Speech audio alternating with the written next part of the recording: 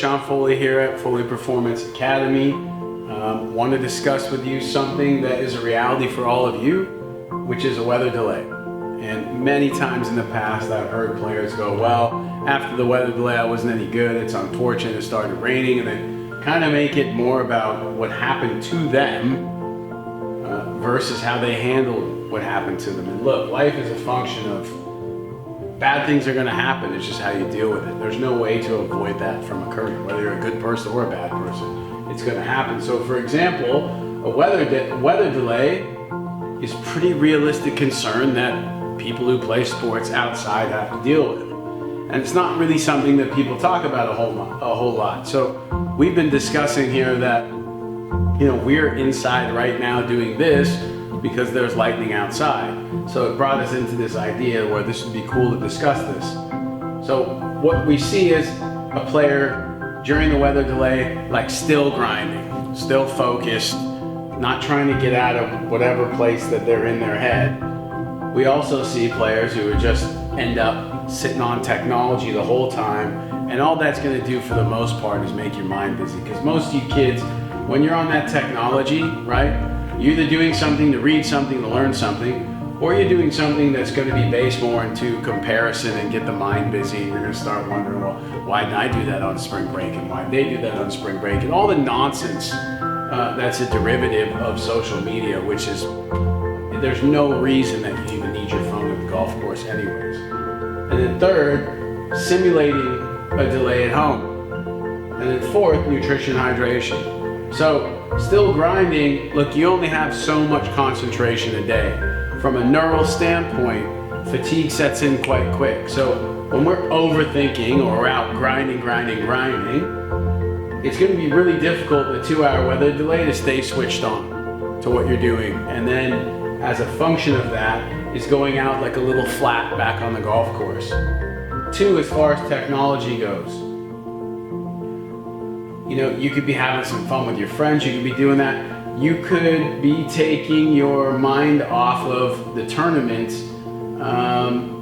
in a way. You could be reading a book, you could be doing any of that. Look, I'm not saying I know the best thing to do in a weather delay is, but pay attention through the weather delays that if you do this, or you do this, okay, or you don't do this, the effect that it has on you. So if you're a guy who goes over and you see 2 or 3 of your friends or 2 or 3 of your girlfriends, and you guys talk and that kind of keeps you in the moment and you're just enjoying yourself, that's not bad to do. I think a lot of people I see sit in the locker room and just complain about, man, I can't believe this is happening. I was 3 under through 5, I was playing so good, and they kind of create like end of times fatalistic scenarios, which aren't true either. Look, if you're well trained as a player, everyone's going to be affected slightly by this, but the fact of the matter that you're going to be where your training is taking you, and then 2, where you're going to be at during this is a function of your own thinking anyways, it shouldn't really matter all that much.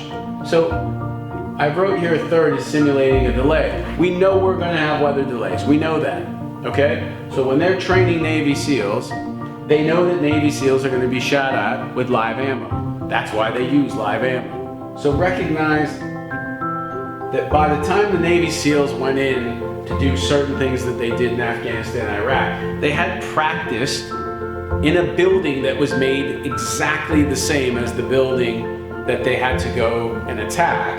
And they'd run it hundreds and hundreds and hundreds of times because they know in that moment when all hell breaks loose that the human being emotionally is going to go in 1,000 ways. But if they have trained and they have myelinated, I'm going to be here at this time, move this way, move that way, the training then takes care of all of the lack of clarity that's happening in the moment, all right? So simulated delay. Go and play golf, play 5 holes, come in and just sit down for an hour.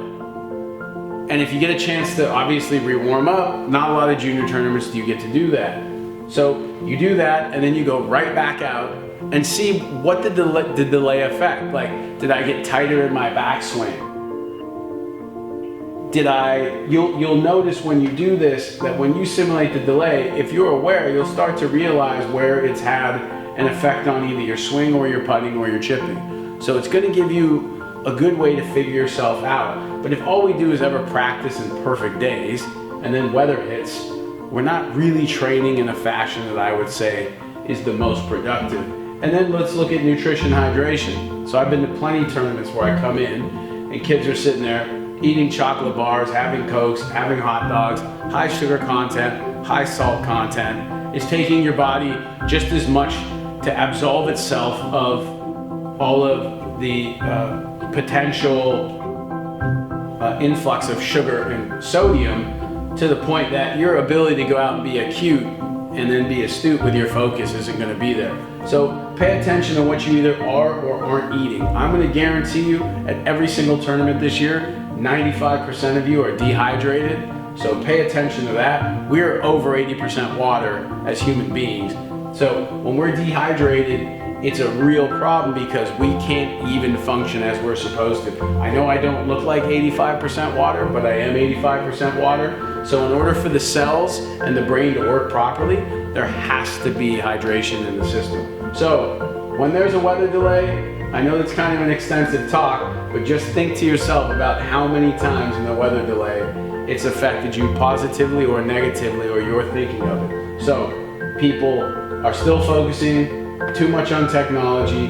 Not enough people are simulating what it feels like so they can be aware how it affects their body. And then from there, nutrition and hydration.